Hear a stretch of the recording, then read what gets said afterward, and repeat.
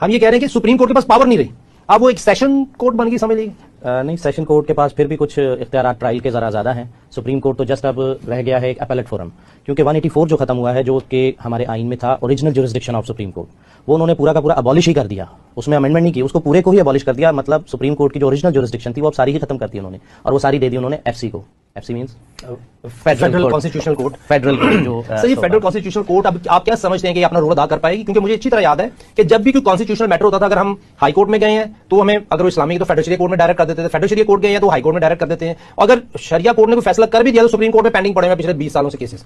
تو ابھی ہمیں کچھ ہوپ ہے کہ کانسٹیٹیوشنل کورٹس کچھ ہمیں سپورٹ کریں گی پاکستان کو، پاکستانی کو. لیکن اس میں بیسیکلی عدلیہ کو صرف ایف سی کے آگے ہی نہیں کمزور کیا گیا، بلکہ ایگزیکٹو کے آگے بھی کمزور کر دیا گیا. یہ جو ٹرانسفر کی پاور دی گئی ہے اور ایگزیکٹو کا رول بڑھایا گیا ہے. مثلا پہلے جوڈیشل کمیشن میں سپریم کورٹ کے 5 ووٹ ہوتے تھے، چیف جسٹس اور 4 سینئر موسٹ ججز. اب انہوں نے اس اسٹرینتھ کو آدھا کر دیا ہے، آدھی اسٹرینتھ وہ لے کے انہوں نے دے دی ہے ایف سی کو.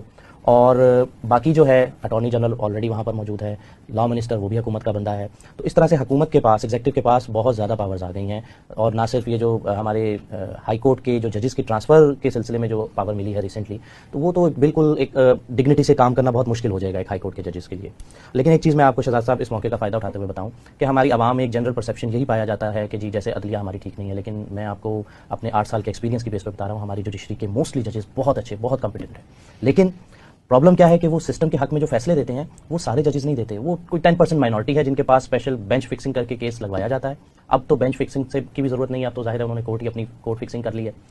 آپ یہ دیکھیں کہ ان کی، ہمارے ججز کے ایماندار ہونے کا ایک ثبوت یہ ہے کہ ابھی تک ان لوگوں نے، حکومت کی جرت نہیں ہوئی کہ وہ فل کورٹ بلا سکے. اپوزیشن مطالبہ کر کے رہ گئی، لیکن انہوں نے فل کورٹ کے سامنے جو اہم کانسٹیٹیوشنل کیسز ہیں مخصوص فیصلوں کا یا دوسرے، وہ نہیں لگائے.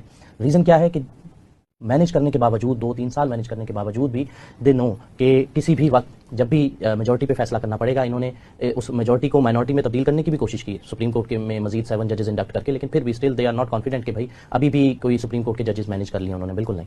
اور اگر آپ کو بہت سارے لوگوں کا آج کل میں نیٹ پہ دیکھتا ہوں، ان کو یہ لگتا ہے کہ جی اگر کوئی استعفیٰ نہیں دے رہا تو وہ جیسے کوئی 2 نمبر جج ہے. ایسا بالکل نہیں ہے. جو لوگ ابھی بیٹھے بھی ہیں جوڈیشری میں، ایماندار لوگ، ان کا نظریہ یہ ہے کہ استعفیٰ دینے کا والی ہائی مورل گراؤنڈ اس ملک میں ایگزسٹ نہیں کرتی.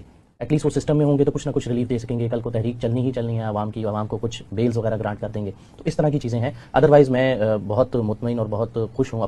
ہمارے جو ججز ہیں بہت ایماندار ہیں، بہت